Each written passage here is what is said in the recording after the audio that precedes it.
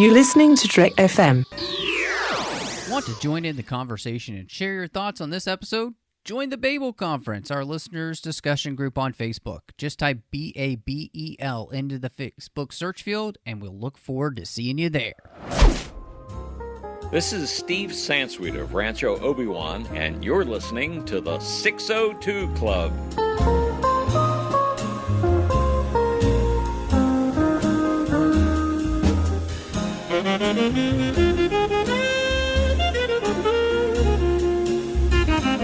Welcome to the 602 Club. I am just one of your hosts here, Matthew Rushing, and with me, no, not as she is. Oh, we must be in a different universe or something, because Christy, you look a lot more like your husband, Michael. Yeah, instead of her Uncle Ben dying, my Uncle Ben died in this universe. Oh, man, I'm so sorry. Yeah, that guy dies a lot. That's awful. He really does. But I'm really glad that your wife was benevolent enough to let you join us tonight, since we're going to be talking about Into the Spider-Verse. So welcome to the show, Thank Michael. you. I'm sure everyone else is probably not as happy about it, but get over it. Well, yeah. And it's been a long time, but it was time for him to come back. And, well, he's the only person that I know who's worn a Spider-Man costume while I was sitting next to him while we ate pizza together, and none other than Aaron Goins is here. Oh, yes. I forgot about that. I totally forgot that I've worn Spider-Man in public. Not just in public, but you've literally walked around the streets of Atlanta dressed as Spider-Man. So Yes, I have. But now the new Spider-Man from Into the Spider-Verse actually wears an overcoat, so it'll be a little bit more modest next time I do it. And you can wear sweatpants too. So yeah, sweatpants, mismatching shoes, green overcoat. I think I can do it. Okay, yeah. I'm going to hold you to it, because I wanted you to do it this year so that I could be Spider-Ham, but you didn't do it. So next year we'll All right, we'll have our own Spider-Verse.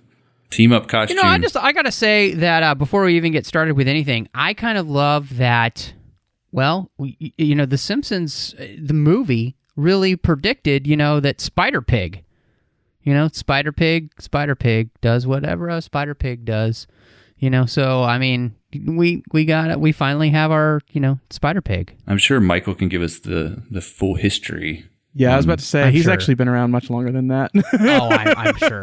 He's been around, I think, since the 80s. 1983.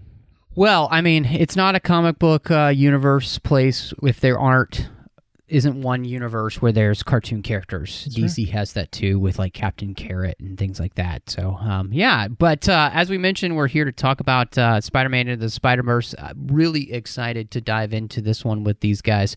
And thank you for joining us. You can find us all over the place. Make sure you are checking us out wherever you get your podcasts. You can find the 602 Club. Make sure you subscribe so you get the show as soon as I drop it. Plus, hit us up with a star rating review over there on Apple Podcasts, iTunes. It has been a while since anybody has left us a review, and we're feeling kind of neglected. But it also, when you do that, it helps other people find the show. So if you like the show, let us know what you think, and we'll even read it out on the show to everyone to let everybody know what you thought.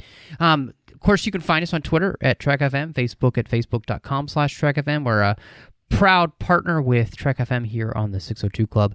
You can also find us online at trek.fm, where you could also go to trek.fm/contact to shoot us an email. Select the 602 Club, and then that email comes to me. And maybe you want to talk to everybody who's listening to the 602 Club and the Trek FM network. You can do that with our Babel Conference. That's our listeners-only discussion group on Facebook. Type Babel in the search field on Facebook, or if you're on the website, any of the show pages, there's a button that says discussion, and just follow that, and it'll bring you right in. So we talked a little bit, way even before we started recording, guys, but this idea of kind of entering the Spider-Verse, and so I wanted to know from both of you where you were coming from when you went into this movie, how excited you were, did you think it was going to be good?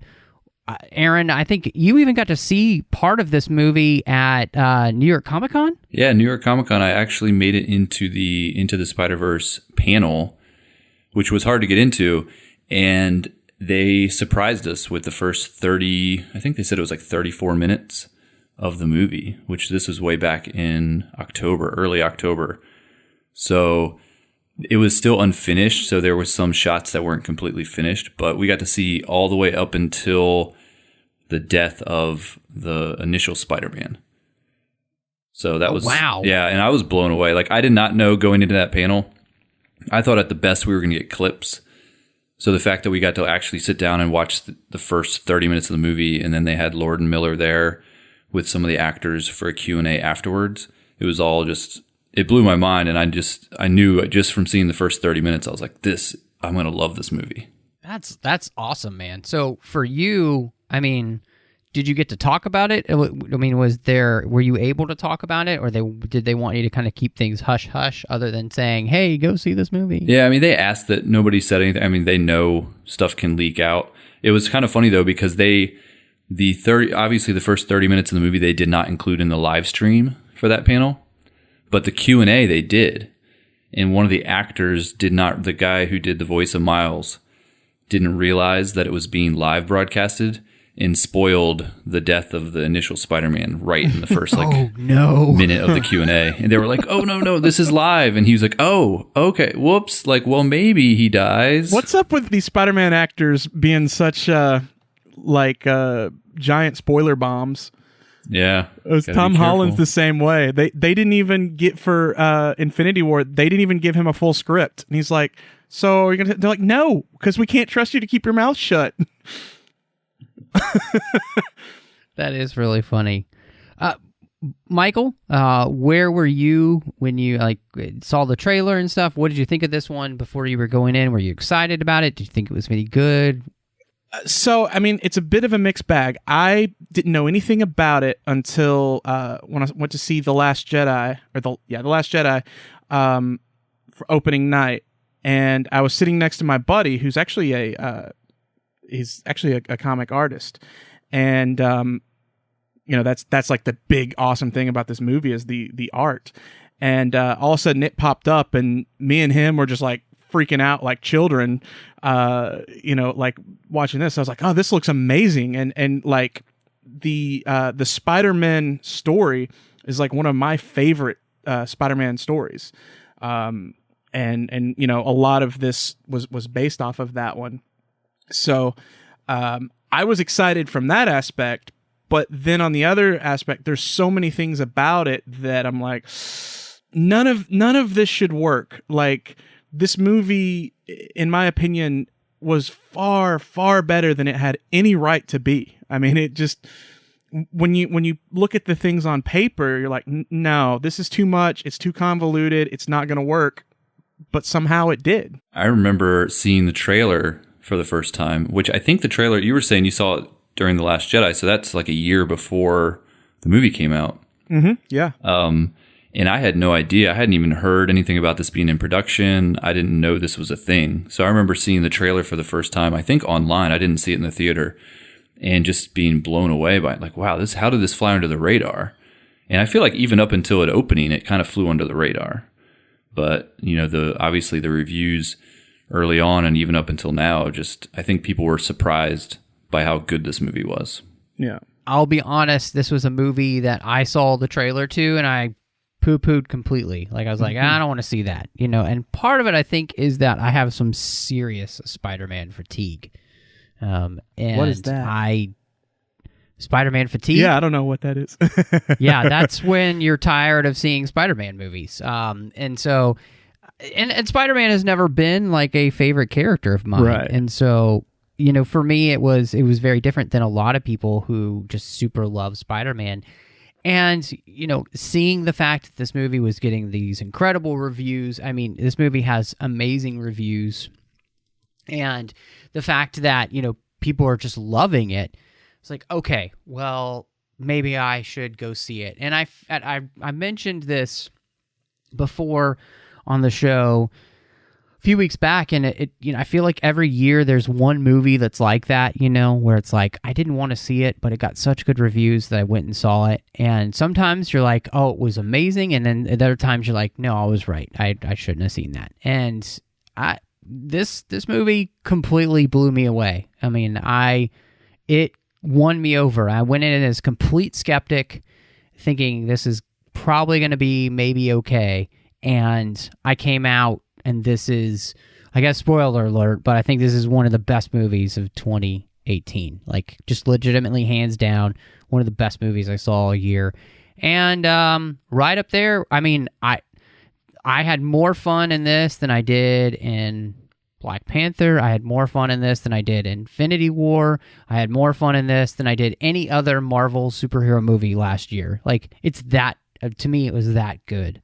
So, yeah, I mean... And I say that because, again, I went in completely skeptical of this film. I just didn't think it was going to be good, and I was wrong. So I'm ready to admit, hey, I was totally wrong, and I'm so glad that I was wrong. And even getting to see this a second time yesterday, I got to take my wife to finally get a chance to see it. Just blown away again by how much fun I was having in the movie. And like I was like, oh man, I just can't wait to own this movie now at home.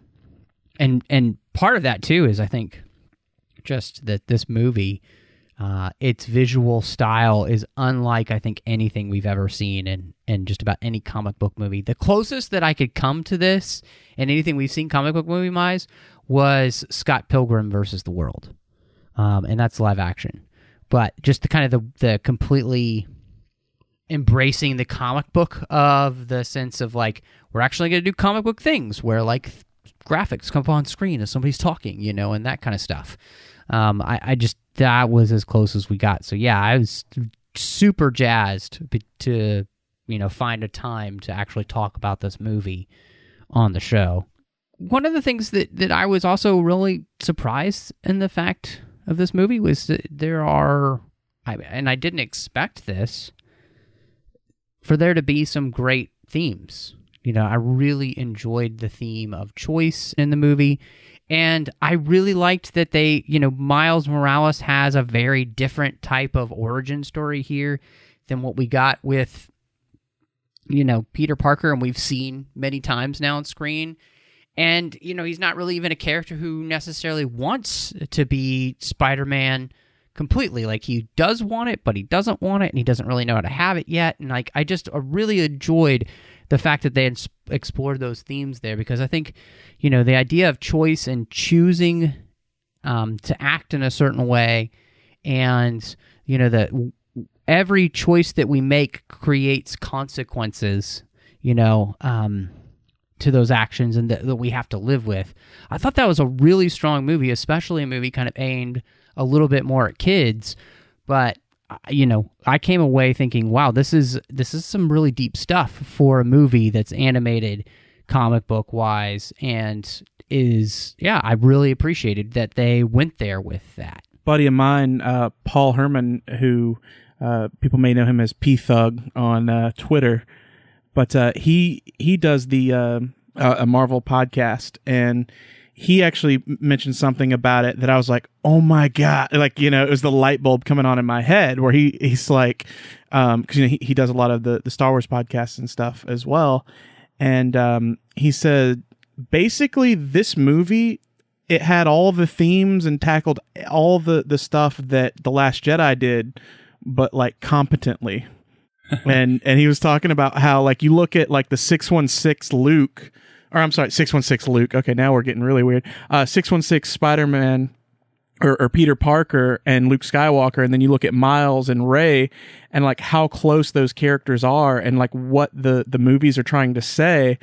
And he talked about just like how well this one actually pulled it off, and also like, you were kind of happy. You're like, oh yeah, I mean, Spider-Man's kind of a bum, but it's everything feels, like you actually feel better, and you don't like feel depressed walking out of it. That's so funny that you brought it. I was actually thinking the same exact thing, but I wasn't going to bring it up because The Last Jedi can just be such a hot topic, and really discussion around it can just turn people one direction or the other. Plus, being on a podcast, we're talking about Spider-Man, but I'm podcasting with two guys here that are big Star Wars fans too. So I knew the conversation, if we turned it to Last Jedi, might go, take over the podcast. But now that you brought it up, like I said, if anybody has any problems, blame PThug22 on. Yeah, we'll blame him. Twitter. But yeah, it's actually funny to hear someone else say that, because I had been thinking very similar things about the portrayal of Peter Parker and Miles Morales as compared to Luke and Rey, and I completely agree that this movie did it better. And they found a way to show two characters who have big fan bases, but not disrespect either character, and make each character have these cheerable moments where you're just like, yeah, Peter Parker's awesome, or like, yeah, Miles Morales is awesome. Like, I can go there as an older guy who's been a fan of Peter Parker for many, many years and really feel excited about the way he's portrayed. But I can sit next to my 6-year-old son who now thinks that he's Miles Morales and won't go anywhere without his hood up. So, like, that's just, it spoke to both generations without feeling like it had to make one look bad to make room for the other. And I think that's, once again, I know it's a hot topic, but for me, as a personal opinion about The Last Jedi, it didn't do a very good job of that. And people that were big fans of Luke felt like his portrayal was something that at the end you were pretty depressed about. Right. I love that you guys are pulling that out, because I'll be honest, it's not something I thought of, which is kind of strange. But I think you guys have kind of nailed it. And part of that was the storyline we get there between these two characters and their choices. I mean, Peter B. Parker has made choices, right, that because he's allowed fear to rule his life. He's allowed fear of having kids actually come between him and his love, Gwen Stacy. And I think this kind of shows the detriment, just real quick, of the Star Wars sequels of not dealing with the Luke stuff in the first movie and leaving it till the second movie and trying to do it all in one place. Because by the end of this movie, you have a Peter Parker who has not only found himself again, but has also trained another generation of Spider-Man in another universe how to be Spider-Man. Mm-hmm. And I thought that was really nice because, again, you get these characters dealing with their choices, and by the end, we get Miles making the choice. I'm going to be the one who sends everybody back, and I will make sure that we finish the job just as I promised all the way at the beginning. When that other Spider-Man died, I made a promise, and I'm going to keep that promise. And I just thought that was really strong to watch a character deal with the ramifications of, I mean, gosh, I can't even imagine making that choice where you're staring at Spider-Man and he's dying and you make him a promise, but you have no idea how you're going to keep that promise. Because Miles doesn't know anything at this point about being Spider-Man. Mm-hmm. And, I think that's a really strong place to go because it juxtaposes with Fisk, who we see because of his actions has lost his family.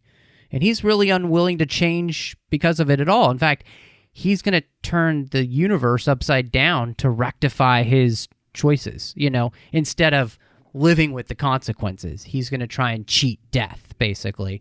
And I just thought that was really nice because, they each have a choice on what to do when something happens and one tries to cheat and the other just deals with it. And I thought it's such a great message for anyone in this world to be seeing. I really responded to the way that they brought these characters to life and what they did with them, especially when it came to like the choices they make. And it reminded me so much of, in Harry Potter, Aaron, and Dumbledore says to Harry, it's not who we are, but it's the choices that we make to define who we are, basically.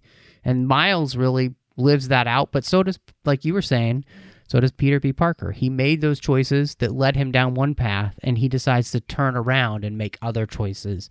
And it really does come down to us to to live the life that we want to live by the choices we make. And we have to deal with the consequences, but that doesn't mean that we can't turn around and, so don't follow Ace of Base's advice and, turn around. Don't turn around as bad advice.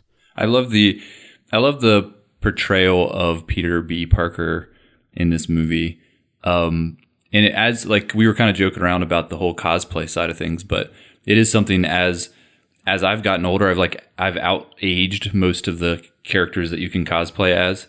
And, if I cosplay as Peter Parker, typically I'm about 10 to 15 years older than most portrayals that you'll see of Peter Parker. So the fact that there's now an official Peter Parker that has a little bit of stubble on his face and a little bit of gray showing up in his hair. I think if I did the math right, I think he's exactly the same age in this movie as I am now. So it was like this cool, like, oh wow, this is my Peter Parker. And I haven't, especially coming off of watching Tom Holland play Peter Parker, who he looks like he's 15. It's kind of like, yay, there's still a Peter Parker for us old guys. Yeah, no, I agree with you. I think, him as a character allows you to bring in both sides of the audience. Like you said, you have you, and then you have your son, and you both have characters that you can relate to. And I thought the nice thing about the Peter B. Parker character is that I think we all relate to being the guy who's in his mid-30s, late 30s, almost 40, me, and, looking back in your life and seeing the choices that you made and feeling kind of stuck wherever it is you are.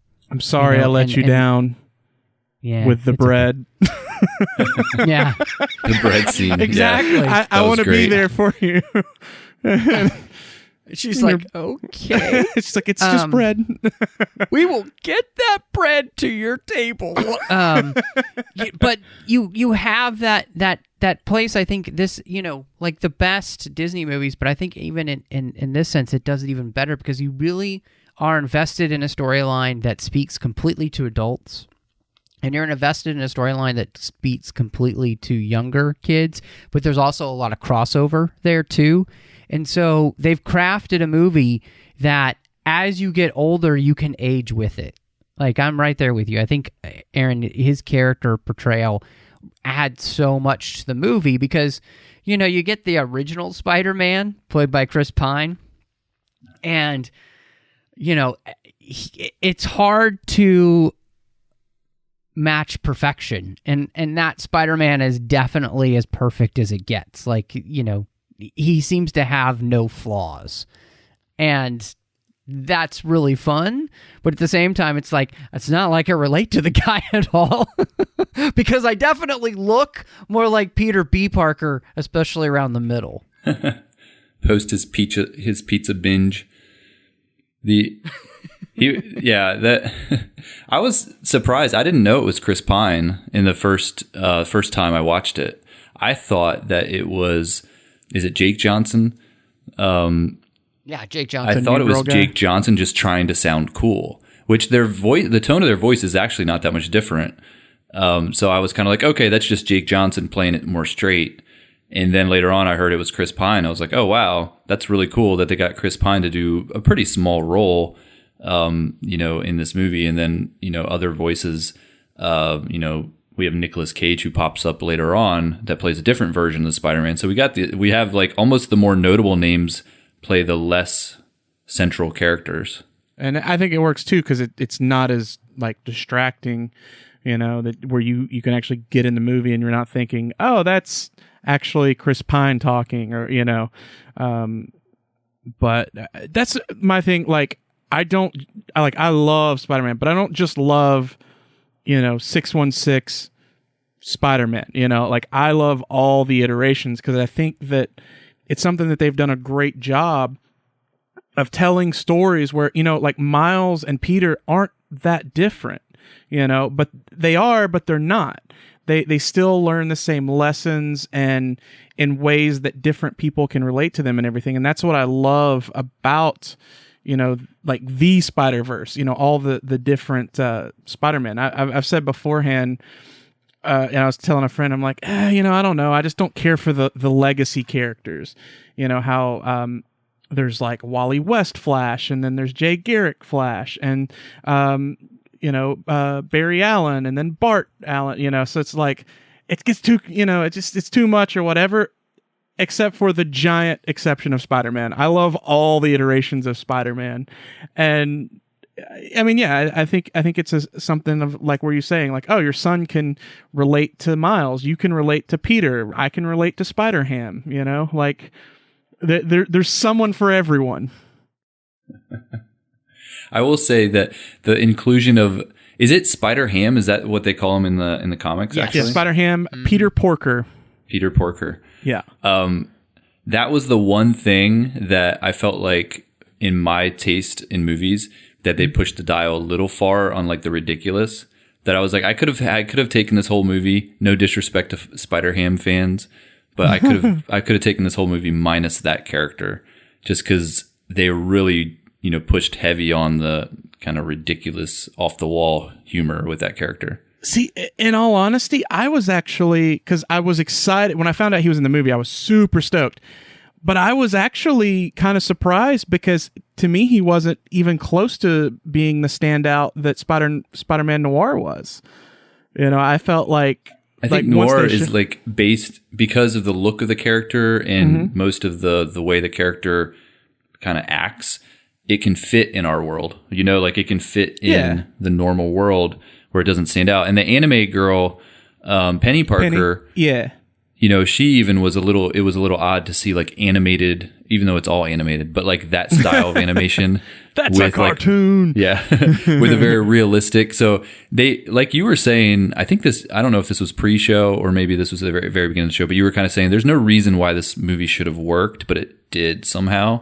Right. And so I think kind of those type of things, you're really taking a risk. You're bringing in this Looney Tunes type version of Spider-Man into a story that, you see Miles's uncle die, you see very serious stuff. And then in another scene, you have, Anvil fall on the head of Scorpion because of, Spider-Ham. So it's they're really taking a chance and a risk where they're going to lose the audience in some of this ridiculousness, but it did work. Like there was no point in the movie where I was just like, oh, that's stupid. There was a couple more points in the movie that I rolled my eyes though. Okay, well, with dialogue like, okay, little fella, Kingpin's gonna send a lot of mugs after you, and I'm talking hard boys, real biscuit boxers. Can you fight them off at once? I mean, that's just great dialogue. I think he called somebody a turtle shell slapper at one point. A turtle slapper? Real turtle slapper. Yeah. I mean, Nick Cage was just beyond brilliant in the casting there. Yeah. Talking about the kind of the lesser characters like Spider-Man Noir, Spider-Ham, and Penny Parker, I think each one does their thing relatively well. I think the one that works the best is Spider-Man Noir. The other two, they have their ups and downs for me, but it was never enough to completely detract from the movie or, bring it down in a ratings-wise or anything. They were just, I think, the lesser characters in the story, especially, honestly, Penny Parker. I feel like she's the one we get the least amount of time with. Right.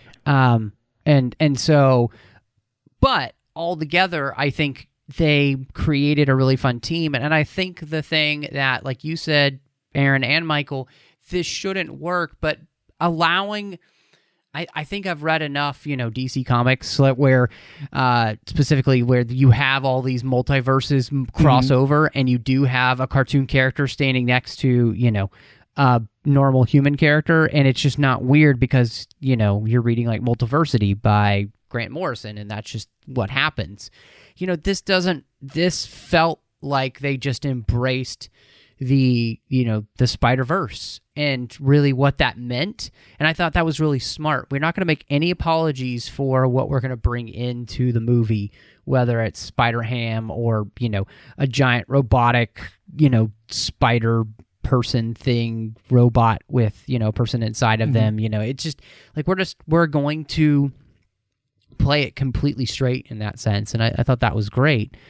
But I think, it is kind of all down to the character of Miles, who brings this home. You know, as a character, you know, I didn't know a lot about Miles Morales other than, you know, hearing that really Spider-Man Homecoming really kind of stole most of, you know, the Miles Morales story and just put it as a Peter Parker story.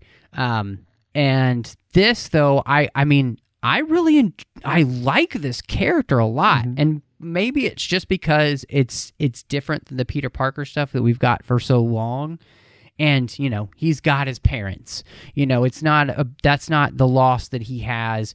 And I think even as buying him as a teenager and everything, I just really loved the character. I thought he was hilarious. He was fun. And the arc that he has to go through, I thought was really interesting. And I thought, to me, it's his story that really holds the movie together and makes it work. And the voice actor was fantastic that they had for him. His interplay with, you know, the other Spider people was great. And then his interplay with his parents was great as well. So it's like they really built into this movie a character story that felt just as good as anything live action that they've ever done with a Spider person.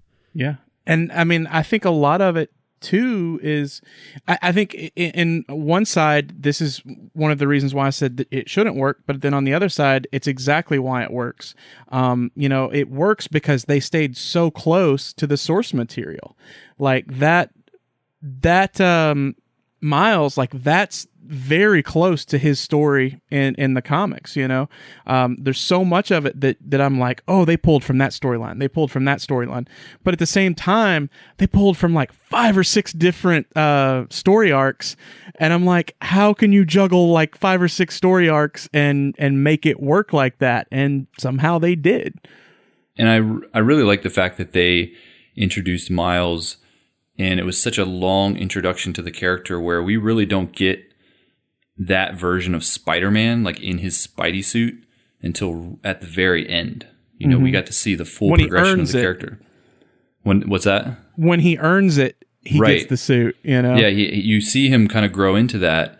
And, you know, we even get this, we get an entire scene where him and Spider-Man are swinging, you know, or have this whole scene at that lab, and they're swinging through the forest where he's literally wearing like a store-bought Spider-Man costume, which is ridiculous and hilarious all at the same time. And, you know, they probably could have been tempted to have him kind of realize, you know, his spider abilities earlier so they could have him in the suit earlier. But I like that they left it till the end, which made it that much more meaningful when he did finally earn it. That's the thing that makes this movie work. And it kind of goes back to what we were talking about with choice. Like, Miles has to make the right choice to become the Spider-Man that's going to be worthy of having the suit. Mm-hmm. And I thought that's the thing that makes this movie so strong. Like you said, Aaron, you know, sometimes we rush to get characters in the suit so fast. And here, I really think that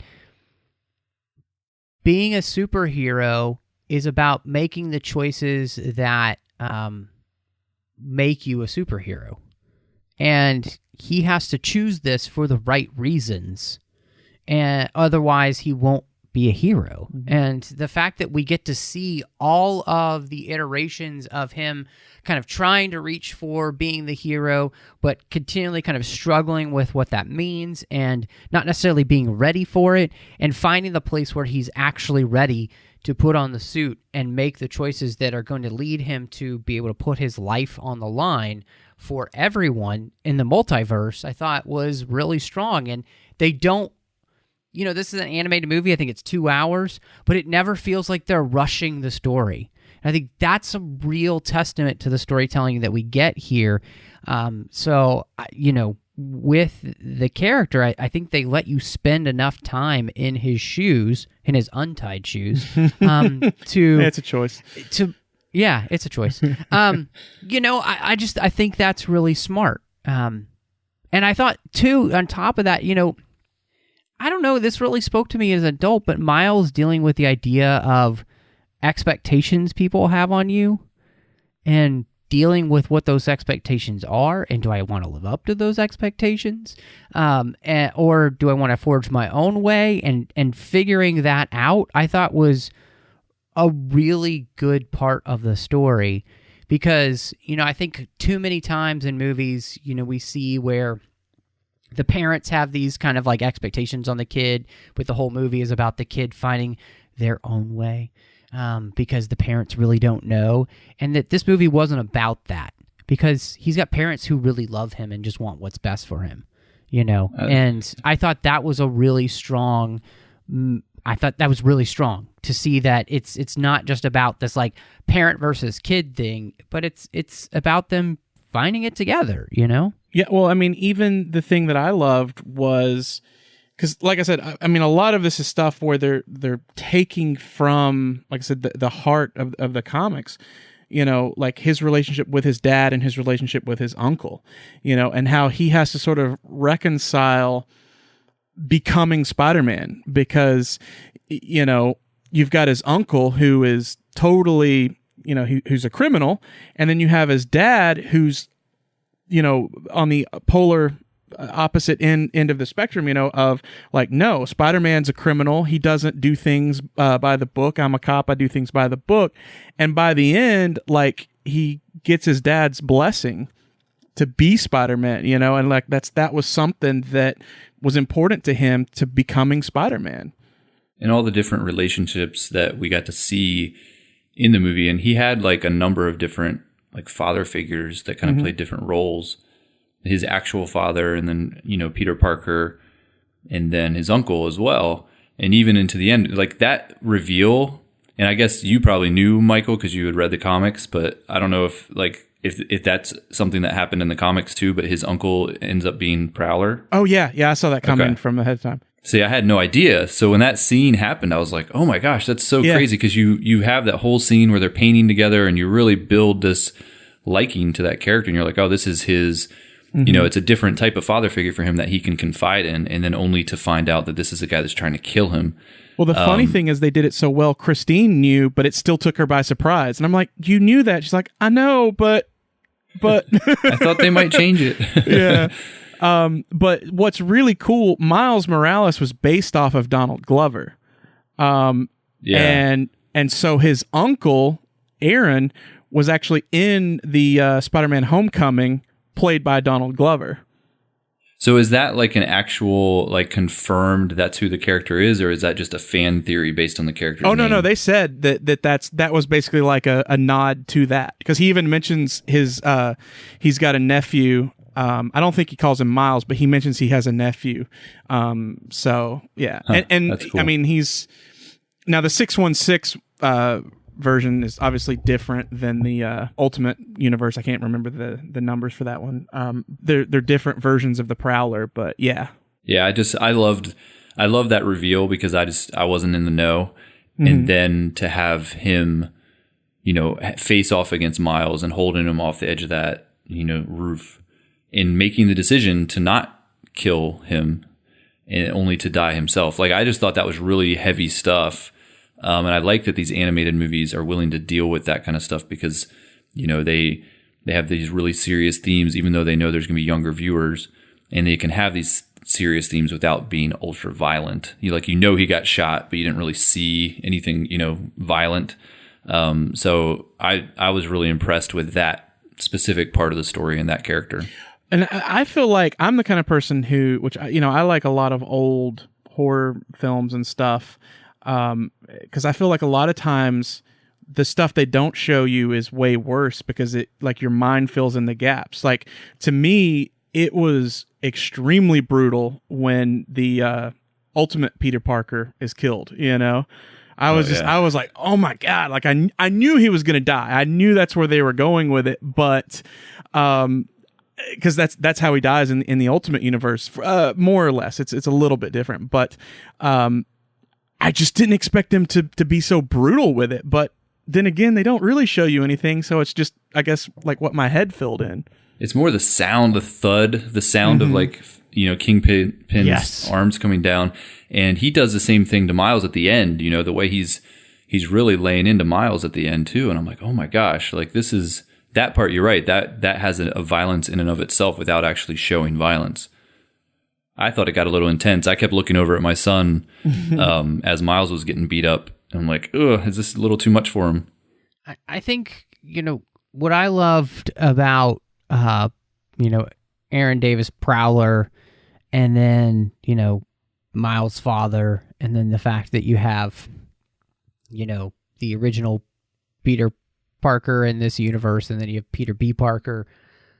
I really appreciated that this is a whole movie about father and father figures and the importance of those in a young boy's life. And it's not just, the fact that he has a dad who really truly loves him, and all that dad wants when he's having the conversation, when the door is between them, and he's like, I just see a light in you, and I want you to be the best version of you. Like, I know whatever it is that you want to be, you're going to be amazing at. And it was just an incredible moment to see a father-son relationship like that. And of course, Miles can't say anything, but he's kind of, it's almost as if in that moment he kind of breaks inside, realizing that my dad isn't my enemy. My dad wants me.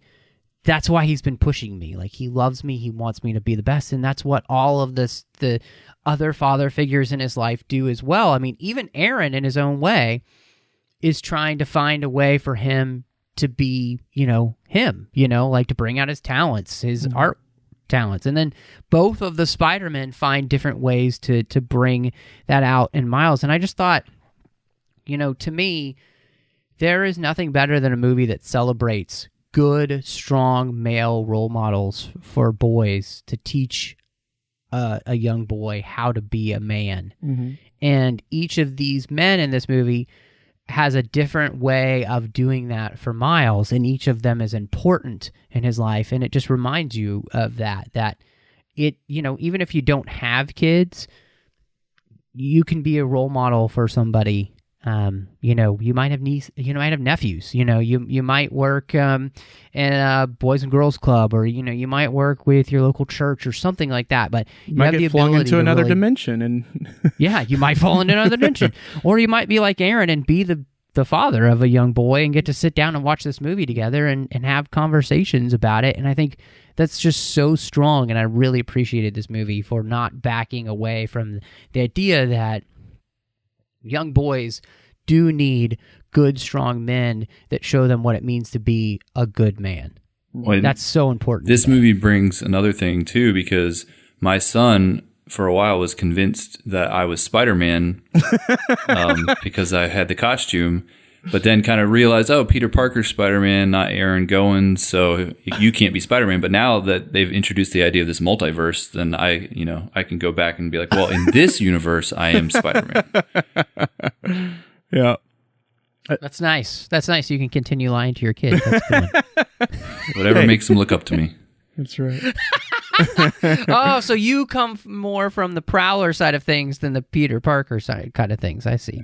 No, but I think, that's something that's great in this movie, and I really appreciate them not backing away from that. We didn't talk about, when we're talking about all the Spider people, but I've never seen Spider-Woman in a movie. Spider-Gwen, or I just know she exists in comics, but I didn't really know her at all. But I kind of really loved her in this movie. I thought she was great. And, the fact that they kind of gave the little tease that she'll be back in a sequel was really exciting, because I thoroughly enjoyed her character. I thought she was really well done. Haley Steinfeld did a fantastic job voicing her as well. And her and Miles make a team that I want to see more. Like, this is the Spider-Verse that I want to be in. I don't care about live-action Spider-Man movies anymore. Like, she and Miles helped me kind of fall in love with Spider characters. And, I thought she was really well done, really strong, and just smartly written. It's not like she's one-upping anybody or anything. It's not about male versus female or any of that stuff. This is really just a fantastically written character. And I kind of would almost like to see a movie with just her in it from her universe. I think that would be awesome. So, I enjoyed the character that much. Well, and the way that they did it, you could completely, you could get that. You could get a Spider-Gwen movie, and it wouldn't feel like they're retreading anything, because of the way that they just pull her into the film. I mean, that's the beauty of a multiverse, right? Especially when your first movie, because we could see this as, because of the success of it, this is likely the first of many Spider-Verse movies that are going to be coming from Sony. And that's going to be their kind of little piece of the pie when it comes to, Spider-Man. Marvel's got their version that they're doing in the MCU movies. But this now, because this is so successful, they're going to make more. And so the idea of a multiverse, they can really tell any story they want, any version of Spider-Man they want. I mean, they could give us a Peter Parker movie pre him dying. We could get get a full Chris Pine Peter Parker movie. So like, there's just so much they could do with it now. And I think Spider-Gwen was just ripe for seeing success in the theater, in theatrical films. And this is kind of cool that this is where she gets her introduction, because I think we're going to see a lot more of her. Yeah, I've been trying to get Christine into Spider-Gwen for a while, and she's like, whatever. Like her costume's kind of cool. Like maybe I'll check it out later, or whatever. So then once we saw this, I was like, "What'd you think of Spider-Gwen?" She's like, "Yeah, she's really cool." And I'm like, "I told you."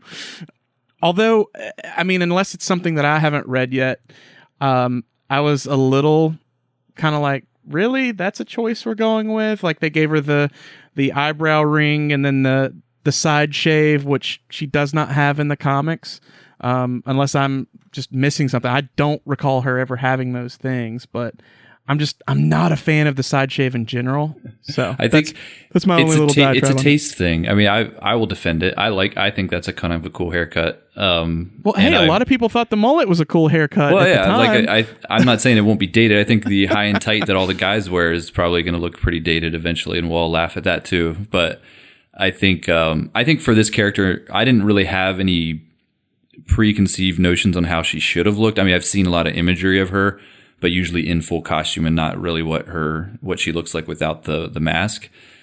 So I kind of thought maybe that's the way she looked in the comics when she showed up with the side shave. But I thought it worked for the character. Well, and I just appreciate, I mean, like, whether I like it or not is, regardless of that, I don't really care. I thought that it was funny the way they introduced the fact that she gets the haircut in the first place because Miles' fingers have stuck to her hair. Yeah. And instead of, her pulling out her hair, she gets the haircut, and that it creates a little bit of animosity with her because she didn't want the haircut in the first place. Like, that wasn't what she was going for. She had her normal hair, and then he ruined it with, hey. I like it that later on in the movie when Miles sees her again, he's like, "I like your haircut," and she's like, "You're not allowed to like my haircut." Yes, that was awesome. So I just think it was for her as a character. They found a way to integrate her in the story that felt so organic. Just like I think her and both of the Peter Parkers are the ones that really feel the most like integrated into the story. The other three that they add are kind of more for like fun to kind of add the Spider-Verse. Mm-hmm. But those three make up the core along with Miles of this storyline. And so I just enjoyed her. There's a little flirtation there between her and Miles, and it's cute, and but at the same time, she also helps format who Miles is going to be by kind of teaching him and challenging him and not letting him go out before he's ready. And I thought that was a nice thing about her too. Like, she's not willing to let somebody go out there and do this job until they're ready to do it because she knows what can happen. And like, I thought that was a great part of the character as well. I like the visual call out toward the end of the movie. You have she falls and Miles has to kind of dive after her, which is, as many people would know, just even from the movies, but also from the comics, like Gwen Stacy in a couple versions dies that way. She falls and Peter tries to save her, but she ends up, I think snapping her neck or something before. The tension of the web snaps her neck. So right. So I think that was kind Spider-Man of a cool, actually killed her. Yeah, it was kind of a cool nod to that event happening, but in this version, obviously she doesn't die. And I thought there was some missed potential, but maybe they're saving it for the future. But she does mention that she, kind of where everybody else was saying like, oh, my uncle died, and where she was like, well, my friend Peter, I wasn't able to save my friend. Like, I guess her best friend is Peter Parker.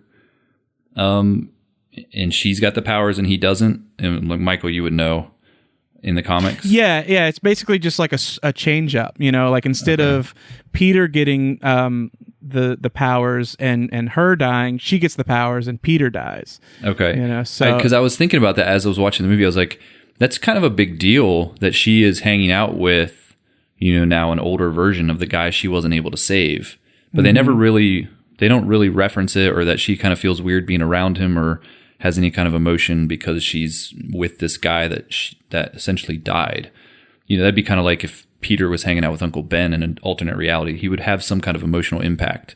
And we never really got to see that from her. So I thought that was maybe a missed opportunity, but maybe they'll explore that in future stories. Yeah, it felt like they wanted to give you as much of her as necessary to really like the character, but save a lot of it for, potentially the sequel. That's what I thought they were going with it. Well, and it could be too, there's a difference between having a Peter Parker that you meet that is a Spider-Man and that one that isn't, and so that possibly could be a difference, when you meet one that's a Spider-Man that's just like you, I don't know if that would be any different at all, just because they would be a different person, being a spider person. There's a lot of things that are, very different about your character, I think, than if you're not a spider person. I don't know. So that's just me totally guessing. What'd you guys think? I mean, we talked about... Well, can I first, just because we talked about all the spider people and everything, one thing I noticed that wasn't on here, I wanted to kind of hit on. No, you don't get to do that. Oh, crap. I'm just kidding. I really wanted to talk about Aunt May. Oh, yeah. Oh, yeah. I loved how they did her and how, she, even with like we're talking about with, because May, she's always been like that encouraging one, even though like her Peter's dead, she's encouraging all of the Spider-Men and Spider-Women, and I loved that line when Miles shows up and she's like, took you long enough, to where she's like, yeah, of course, like you're Spider-Man, like that's what you do. Like, of course you're going to come back here.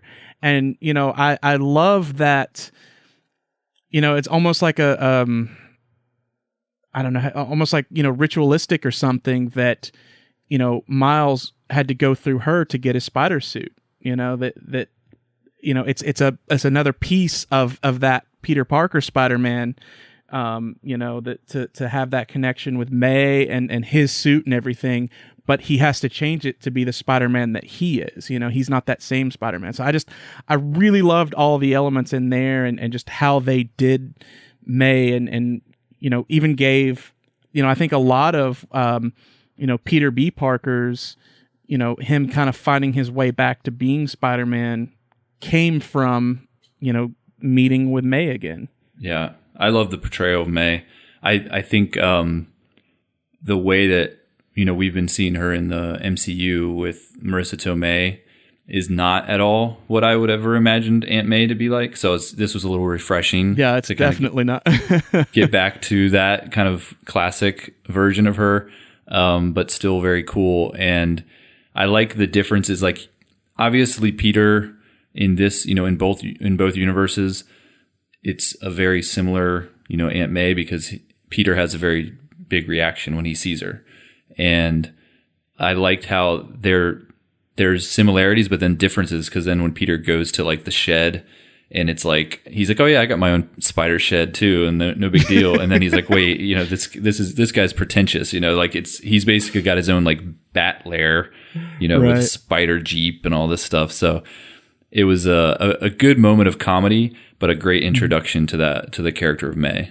Yeah, I think May works in the movie really well because, again, you're playing around with the different universes, and so allowing Aunt May to be somebody who, she really feels like the Alfred from Batman v Superman, who's much more involved, who's helping build the armor, who's, a tech whiz, all that kind of stuff. Somebody who's actually really helpful to the character other than just being a butler. And Aunt May is the same way here. She's not just there for emotional support. She's a part of the team.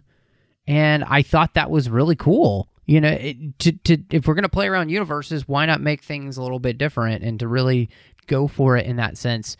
It made her a fun character. Her joke about creating a dating app so she could get out more was funny too. And so I thought what it did is it also helped differentiate the universes. Like, we haven't seen an Aunt May like this before. And what I also thought was really neat is that she's still there to also help Miles now, and she gets to be a recurring character. And for her, even though her Peter is gone, there's a part of him that lives on in Miles now. And he carries the torch of what it means to be Spider-Man. And the fact that she's there and has so much experience with having watched Peter for all those years, it gives Miles the opportunity to really have somebody who understands the trials and tribulations of what it means to be a spider person, So I think that was really key to add to this universe, especially since you've got to think they were thinking, if this is a hit, we can make sequels, and that would be a good character to have for the sequels. So I'm excited about that.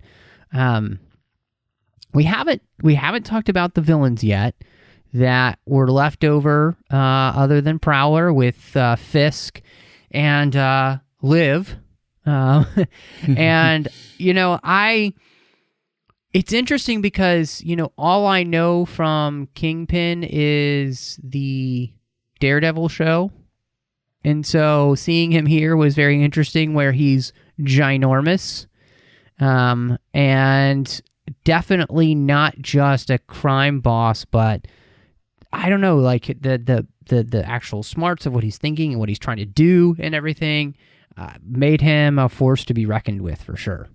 Yeah, he was very visually stunning, looked different than most of the characters that we run across. Most of the characters that we came across, especially that were based in this universe, were pretty normal looking proportion wise.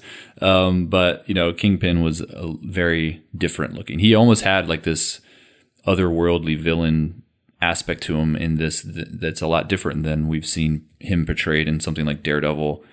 And even in like his battles, like when he would be fighting Spider-Man, I mean, I don't know a lot about the character of Kingpin and like if he has superpowers, but he definitely seemed like he had some level of superpowers that he was able to go toe to toe with Miles at the end, where he was falling from these crazy heights and kind of lifting up cars and all of that. So I was like, okay, like this guy's got some kind of super serum going on.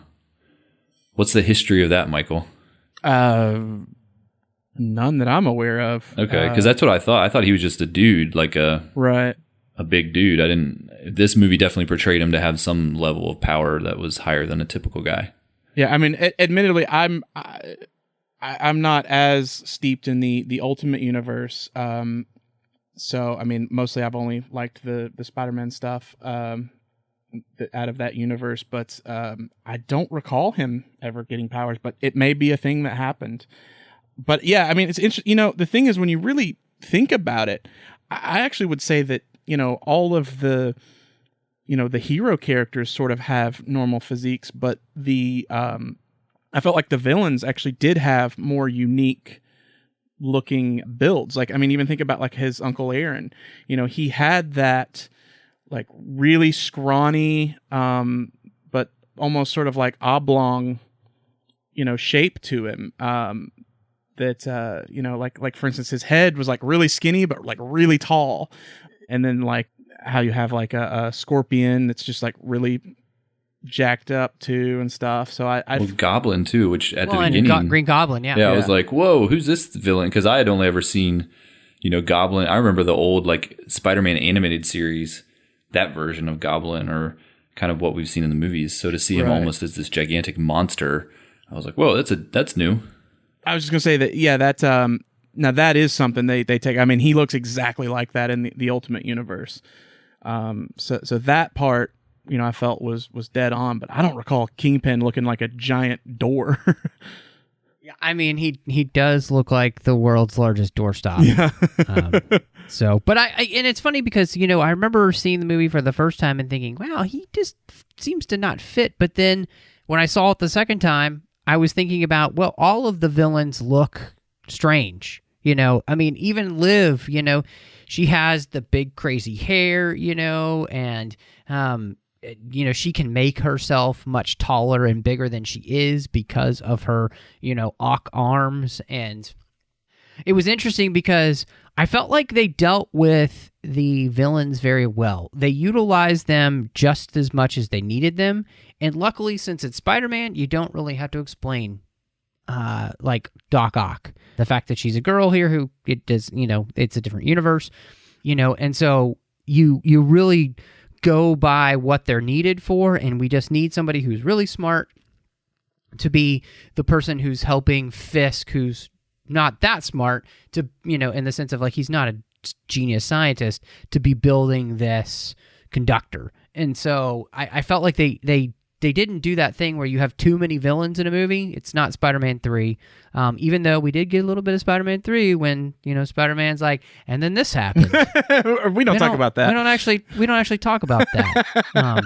So I thought they did a really good job of just of using the villains for what they're needed for. And not feeling like, I didn't feel like, oh, I need more of their story or something. Like, we got as much of their story as was needed for the plot of the movie. And I think this movie figured out something that past Spider-Man movies didn't figure out, is that you don't necessarily need an origin story for the villain. Sometimes us as viewers just accept that's the bad guy, and like, let's spend more time on the main focus characters, the heroes, which this movie did so well.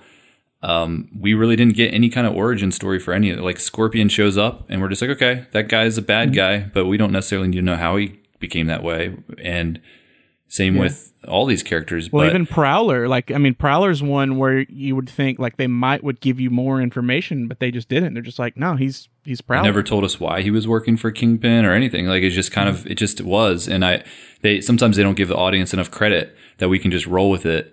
And we don't need it to be over-explained because, think of the last number of the Spider-Man movies. Think of one that they didn't spend a significant amount of time on the villain and kind of his motivations. The first Doc Ock movie that we got with the original Spider-Man movies, like, that was just as much a Doc Ock story origin-wise as it was a Spider-Man story. And Spider-Man 3, it was almost entirely about Sandman. Mm-hmm. So it's kind of like, this movie was refreshing that I was like, cool, look, we get all these villains and I don't care anything. Like, the guy that had like the gray face and stuff, I was like, I don't know who this dude is, but okay. Oh, Tombstone? The thug. Like, well, I think that's the thing. It's like, you absolutely said it, Aaron. You don't have to have, like, you realize when you need to tell a story and when you don't. We tell Fisk's story as Kingpin because we do need to understand why he's doing what he's doing with the multiverse. Like, why is he creating this? What's he trying to do? And the fact that it, goes through with the whole thematic elements of, like, dealing with, your choices and how you deal with them, what you do with the consequences of those choices. All of that fits together perfectly. But, like, you don't need to know that about Liv. She's just evil Doc Ock who likes creating, things that could potentially blow up the universe because, it's awesome. Like, you don't need those stories. And I feel like, the relationship you do with Prowler, it's more about the relationship he has with Miles than it is about him being the villain. Right. And again, that just plays in with the choice thing. Like, he's chosen a different life than his brother. They were on the same path. And at some point, his brother Jefferson makes a completely different choice, which is to turn to a more, honorable lifestyle, that to be a cop, whereas Aaron chooses to be basically a villain. How crazy was that audio cue that they used every time he was around? That kind of like screeching. Oh, yeah, sound. yeah. No, I loved it. Yeah. Oh, that was so good. It's just because as soon as you heard it, you knew what that meant. You knew that dude was around. And when you listen to the soundtrack, they actually, one of the songs has that in it a lot too. So I was like, that's really good use of audio there. I agree 100%. Yeah, I remember thinking at the time, like, that's cool. Like, it gives him, it gives him sort of a unique feel and really gives it, an atmosphere. I think that was something that they just did well in general, like with the way that they did the music for sure. I think that really works in this movie because it's another character in the movie. And it's not really my style of music typically, but I went out right away and got the soundtrack just because of how well the music was done. And now I'm like, it's especially a couple of the songs like What's Up Danger. I just remembered the one Miles is singing. I love that so much. Yeah, Sunflower at the beginning. Yes. Yeah, like I had to go and get that song right away. And then What's Up Danger is another one that just, like when he's putting on the suit for the first time and he jumps off the wall and the glass kind of breaks under his hand. Oh yeah, Christine loved that one. It's amazing. Yeah. I mean, I don't know. When they played St. Elmo's Fire, I was on fire. Yeah, that was they awesome. they had such a great mix. I mean, of stuff that just once again, I mean, and that's just how this movie is. It's just like we're gonna throw everything in, we're gonna mix it up, and you're gonna think it's gonna taste like butt, but it's gonna be delicious. No, I mean, it absolutely works. And I think part of that is that the movie never allows you not to believe it. Because it has the confidence to trust the audience. I think you said something really smart there, Aaron, earlier when we were talking about the villains. It's like, just trust the audience to go with it. I think when you think all the way back to comic book movies, on the show, we had been talking about all the old X-Men movies.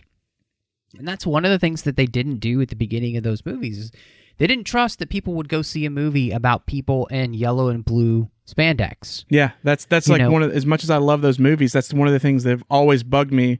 Where the leather, and he's like, "Whoa, would you rather yellow spandex?" I'm like, I would actually. Well, and that's something that I think that a lot of movies in the comic book genre are learning, which is embrace the comic bookiness of your comic book movie. If it's weird and wacky in the comic book, just go for it. It's one of the things I absolutely adored about Aquaman is that it felt like the Aquaman comics had come to life. And they didn't apologize for anything that they put in the movie that just comes straight from the comics. And I think this did the exact same thing. It is not apologizing for being a comic book movie and embracing what that means in every sense of the word. And again, they do that so well by immediately setting up that, hey, we're going to be a Spider-Verse movie, and we're going to embrace all that means. So yes, there's going to be a pig in the movie that talks. That's right. And has, mallets and stuff like that. So I just thought that was really, really smart. Two, what's the thing? Anytime a superhero movie fails, they tried to put too many villains in it. Well, when are they going to learn you can't put that many villains in it? And it's like, oh my God, this movie had, Hobgoblin, Kingpin, Tombstone, Scorpion, I know I'm missing, Prowler, Doc Ock. It's just like, it freaking had everybody in it, and they made it work. I like this version of Ock as well. I haven't read the Ultimate comic, so I'm assuming that is it based on the Ultimates? But I like this version because usually what we've gotten before with Doc Ock is kind of the metallic legs, and I liked how these were more like rubberized, but almost organic feeling. And it was a cool look for the character, and it made her. She was pretty intimidating, and as she was like chopping down trees and stuff as she's coming after them in the forest. Yeah. Okay. I just looked it up. Yeah, she was new. She was never in the comics. Okay.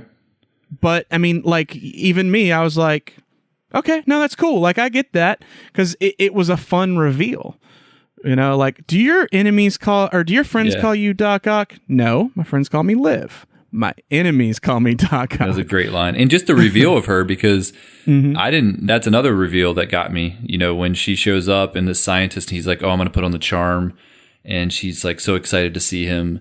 And then suddenly you're like, wait, like something's happening here. And then you're like, oh, I'm watching Doc Ock here. Like wasn't something I was expecting. So that was cool. One last question that I had for you guys, because I thought that this was interesting. What did for you when, Peter B. Parker says it's a leap of faith? What did you take away from the movie that meant for the character of Miles, and then just kind of as the theme that they were going for? Oh man, I'm so bad with the deep questions like this. Like rarely will I watch a movie and like pick up on some of the kind of those type of deeper themes. I'm like, oh, that looked cool, like that. I thought the the idea of a leap of faith fit so well for the character of Miles, because so much of what he was going through was self-doubt, and like the new, we didn't really talk about this, but they kind of introduced these powers that he's got where he can make himself invisible and he can shock people. Those two things. Yeah. He's got these cool things that he can do that the other Spider-Man can't do. Can't do them on command. Yeah. And so like I think that was kind of a recurring theme, is like he had all the desire and to become Spider-Man, and he was ready to go, and he kept saying like, no guys, like I can do this. But they saw like, you're not ready.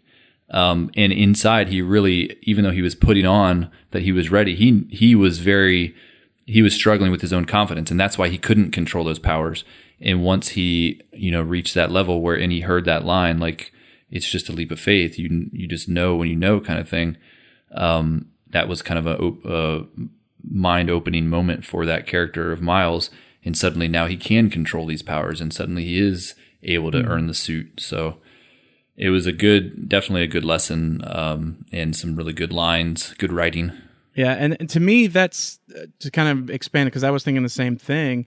But I think it's like Miles, it was never a question of like doing the right thing, wanting to do good. Miles always wanted to do those things, but he didn't always believe in himself. And I think that's what it comes down to. The leap of faith is, it's like after knowing that you want to do the right thing and you're trying to do the right thing, but then believing in yourself that you can do the right thing, that you can be the one to set things right.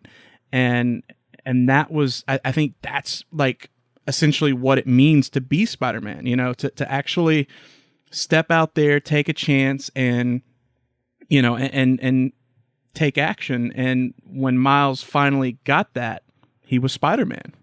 It was a really nice way to bring so much of, I think, the thematic elements together. And I think you guys are both hitting on something that was really important, which was, Miles wants to, but he's not ready because he lacks the self-confidence. Mm-hmm. But I also think it's because he didn't know exactly what it was he did want.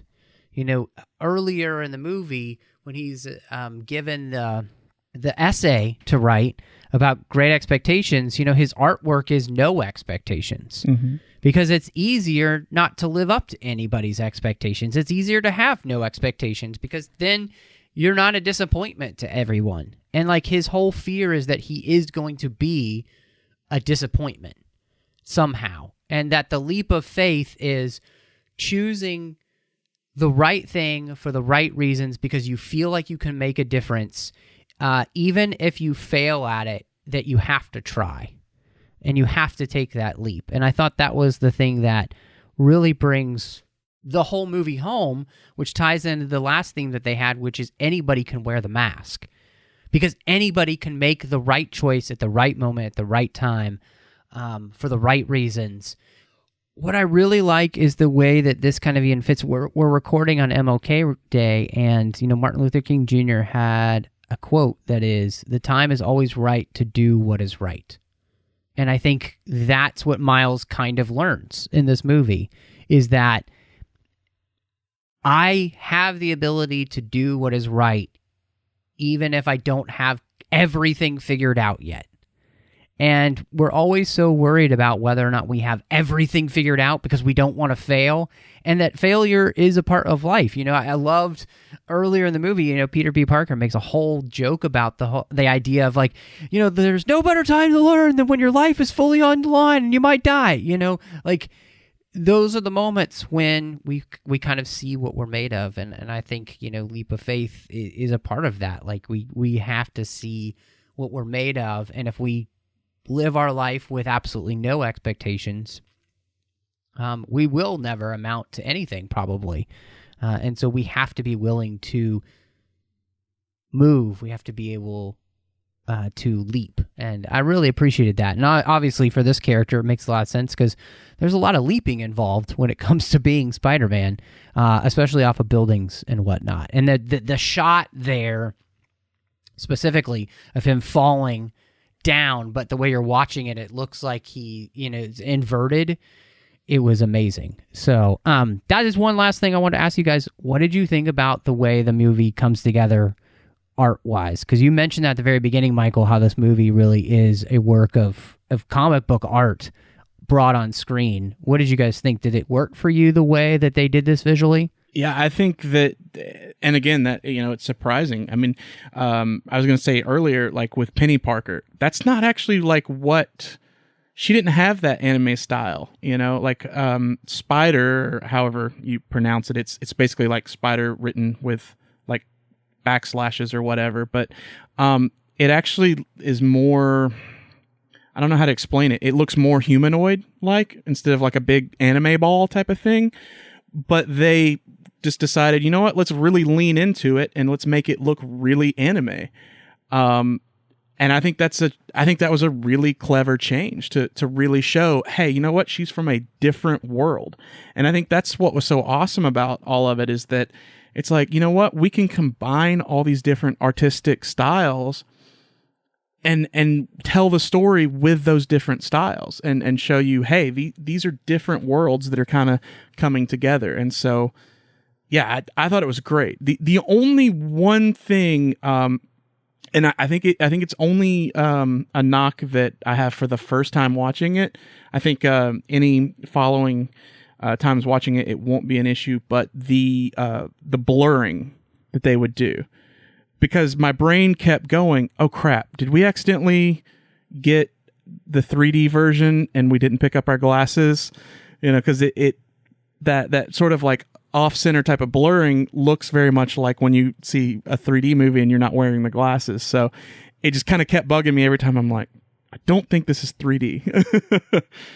So yeah, I actually thought the same thing a couple times about that. I was like, oh, this looks like I'm supposed to be seeing 3D and I'm not. And I think I had heard that was kind of an intentional choice of theirs, because like sometimes when you read comics, like, you know, there can be that printing that's kind of like offset like that. Right. And they were really trying to say, okay, if something's out of focus, if it's something that's in the background or something's supposed to be out of focus, that's the way we're going to represent it, to stick to the idea that this is all kind of pulled from the pages of comic books. So I get what they were going for, but I had the same exact reaction that you're talking about, Michael, where I was kind of like, something doesn't look right. You know, it does feel like I accidentally went to the 3D one without my 3D glasses. Right. But as far as the movie in general, like overall, I thought it was a visual masterpiece. I'm a huge fan of animation, and I love animated films. And we don't get a lot of theatrical superhero animated films. You know, typically these type of movies, you know, if we get a superhero animated film, it's like straight to video or whatever, and it's kind of that more traditional 2D style. But to get a really big budget, and you can tell they put a lot of time and effort and a lot of money into this visual style, I was really rooting for this movie to do well, because I'm like, I want more movies like this. I think you can't do Spider-Man justice off of the page of the comic books anywhere better than you can do an animation. You know, you just, something about something about what animation brings. You can do anything with a character. And I thought, like, as I was watching Spider-Man in all of his iterations, his and her iterations throughout the movie, I was like, I've never seen Spider-Man look so cool than in this movie. And that's like saying a lot, because in the MCU and like the modern, you know, take we're getting on Spider-Man, and that, you know, that's all CGI and that's all big budget as well. But I thought this movie did better. And I really liked the style that they kind of tried to do the whole right off the comic book page. So happy that it's getting a lot of good reviews and doing well, because I'm thinking this is the beginning of a really cool Spider-Man franchise. I think this is the beginning of a beautiful Spider-Man. I 100% agree. I absolutely loved that you would see in so many frames, those dots, where it looked like the old comics. Yeah, the Kirby Crackle. Where just the way that mimics comics so perfectly. And again, just the fact that they weren't afraid to make it feel like panels from a comic book as well in many places, or when he's like, what am I doing? What am I doing? What am I doing? What am I doing? And it's just coming up on the screen. What am I doing? What am I, like it's funny. It's very funny, and it works so well. And I'm right there with you, Aaron. I don't know why more studios would not embrace this with comic book movies, because you can do everything you ever wanted to do with comics cheaper, and it will look more real.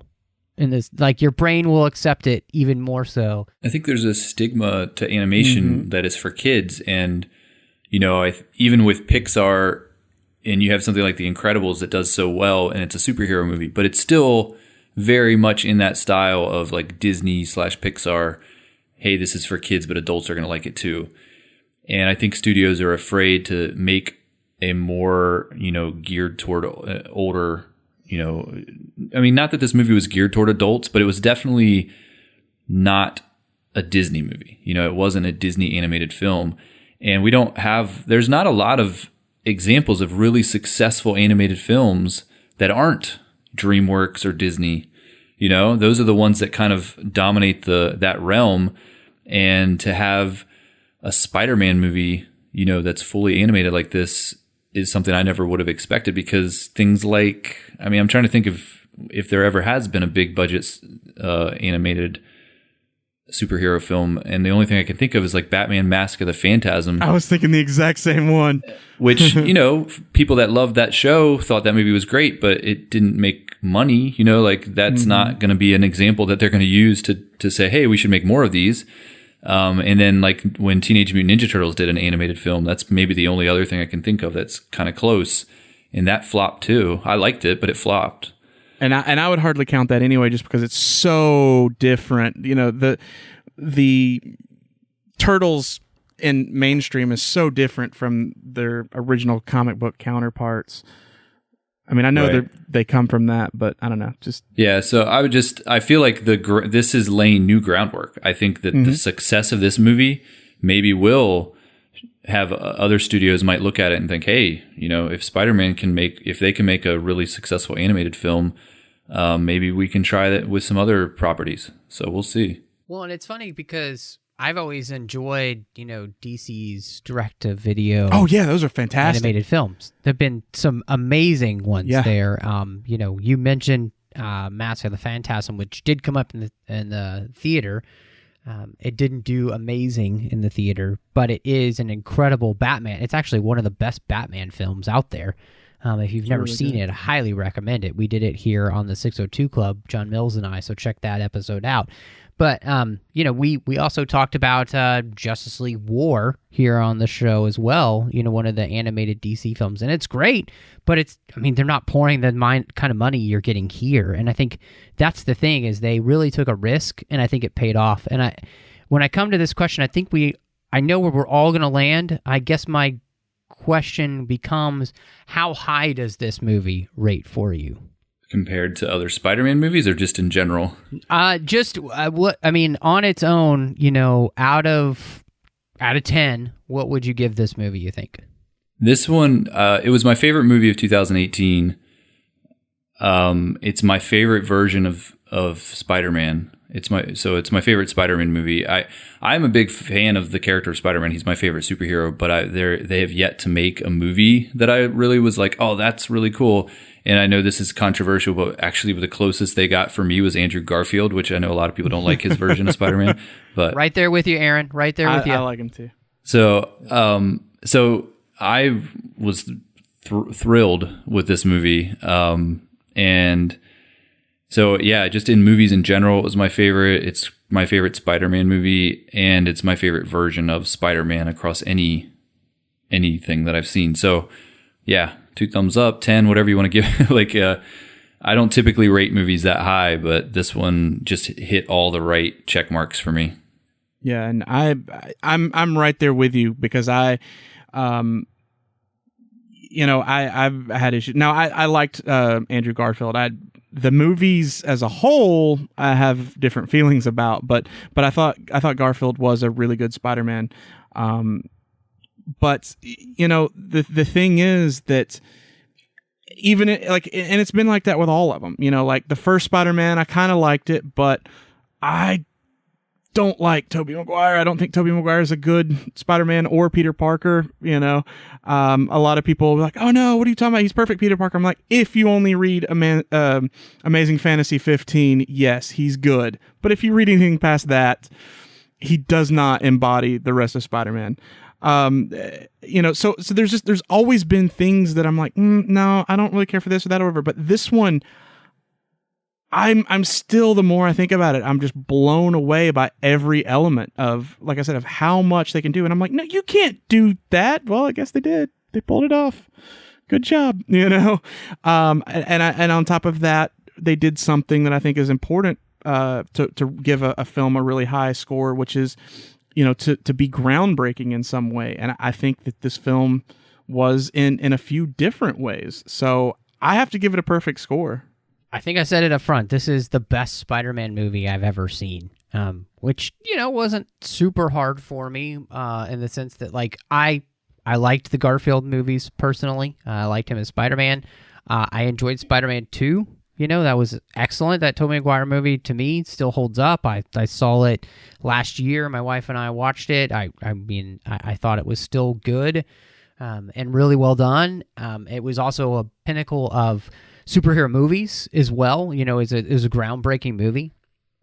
So, but yeah, Michael, I think you're absolutely right. This movie is groundbreaking in what it does for animation, what it does for superhero movies in animation, what it does for the Spider-Man universe. And I mean, yeah, come at me, bro. But there is no better Spider-Man movie than this.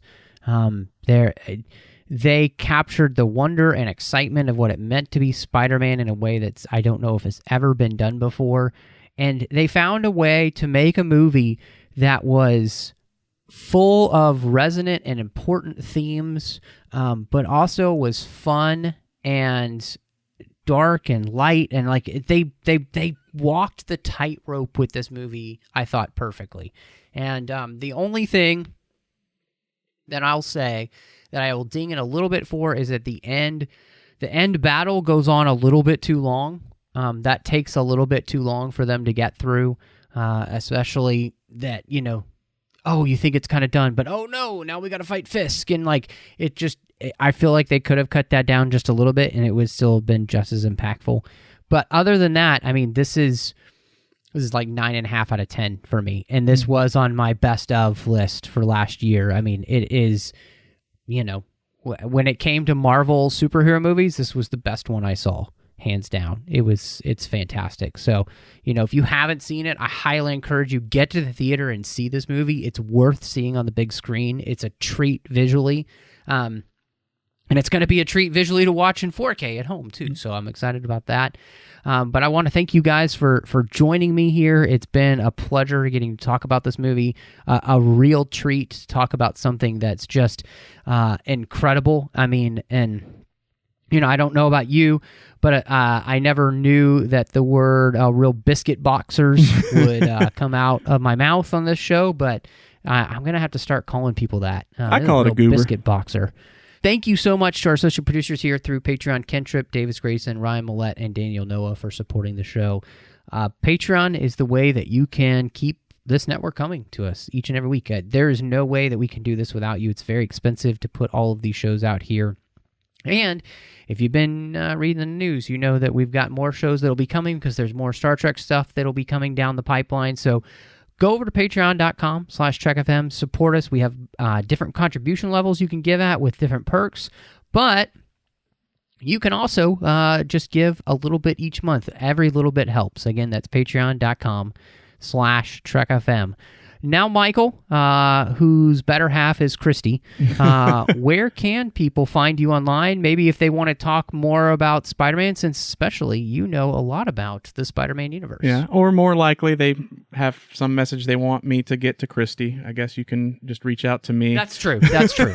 I'm Morris Isley on Twitter. I also do the Cloud City Casino podcast, and that's on the Star Wars Report Network. Aaron, it is a pleasure having you back on, especially since you're the only one I've known in real life who's cosplayed as Spider-Man.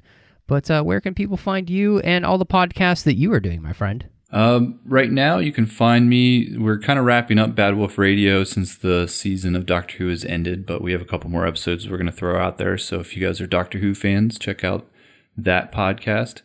I do a Star Wars books podcast called Star Wars Bookworms, which we just released a new interview with Amy Radcliffe, which she wrote the Women of Star Wars book. So that's a fun interview that you guys can check out.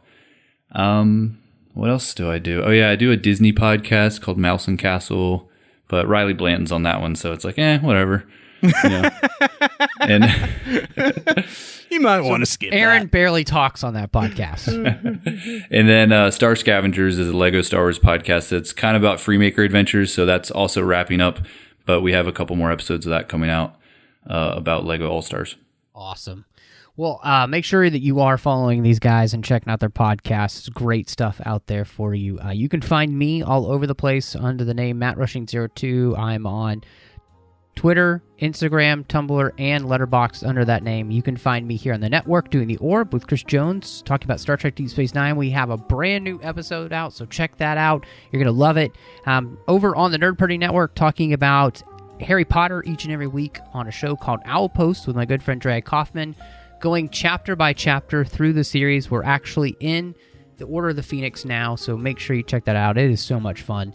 Talking Star Wars with John Mills each and every week over on Aggressive Negotiations. Every week we're picking a new topic. In fact, our latest episode, we were talking about some of the surprises that came our way when we saw Phantom Menace 20 years ago, so make sure you check that out. And then last but not least, Cinema Stories is back as Courtney Huskisson and I talk about films through the lens of faith. But thank you so much for joining us, and y'all come back now, you hear?